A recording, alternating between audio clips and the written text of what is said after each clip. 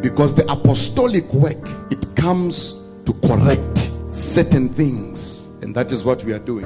I'm coming to tell you that you can also hear God by yourself. I'm correcting. I'm coming to tell you that, listen, me standing here, I don't own the keys to heaven. I don't have the keys that open heaven. So there is no way I can tell you that if you leave me, I'll close heaven in your life. It's impossible. Because the road that goes to heaven doesn't pass through my house. This message of back to Christ will be received by those who are in bondage, yet in churches. It will be rejected by those who are keeping some people in bondage in church.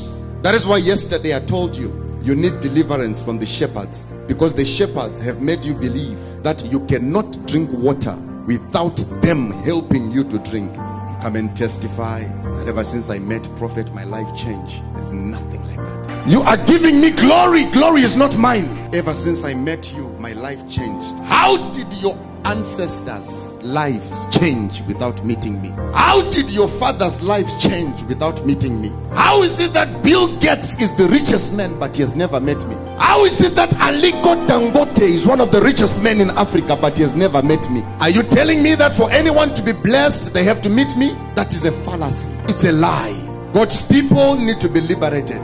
Take me back to the days of Nicholas Bengu, where you would preach the gospel filled with fire. Take me back to the days of NJ Sitole. Take me back to the days of Archbishop Benson Idahusa, where you would preach the gospel that is not compromised. Take me back to the days of Reinhard Bonnke, where you would come and give the message of soul winning without compromise. Take me back to the days of Catherine Kuhlman. Take me back to those days. That is the gospel that I want, not this 2019 nonsense. This one, I don't want it. It favors the rich, it rejects the poor. Keep it for yourself. Keep it. I don't want it. Take me back. And I say this with a bleeding heart. I say this with an open heart and an open spirit. How did our mothers worship God back in those days? Our mothers used to pray for their sons when they go to the mines, praying that, Father, as my son is in the mine, let that mine not collapse on his head. And God used to answer their prayers without J. Israel. So how come 2019 there must be J. Israel for God to answer? Take me back. Take me back. That's where I want to go.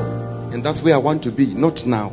That's the gospel that I want. The gospel that shakes everyone to come and kneel down on the altar and weep out of conviction.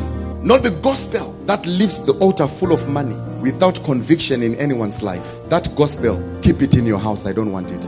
Back in the days where young men and women used to gather, seeking the face of God, arranging all-night prayers to pray, arranging all-night vigils to seek the face of God. Back in those days where our mothers used to drag us to say, let us go and hear the gospel, where we would get to church and hear the man of God speaking Christ, not himself. Take me back. I want the gospel that makes me uncomfortable when I'm sitting down. I don't want to be comfortable. I want to feel like the pastor is talking to me. I want to feel like somebody told the pastor that this is how my life is. That's how I want to feel like. I want to feel like when the pastor is preaching, he's talking straight to me, as if he knows that last night I slept with someone's wife. That's the gospel I want. Not the gospel that makes me excited and go home and tell people that, oh, service was powerful. When you leave here, they'll ask you how was church. You will say, give me time. I want the gospel that when people ask you, how was church? You can't explain to them how church was, because you are afraid that if I start speaking now, I might break into tears. Take me back. You were blessed before you met me. You were blessed before you met your first pastor. If you were breathing and you were alive, what makes you think that now because you left wherever you were, your life is going to stop? Devil is a liar. I said the devil is a liar. Most important things, go and pray, go and study your word,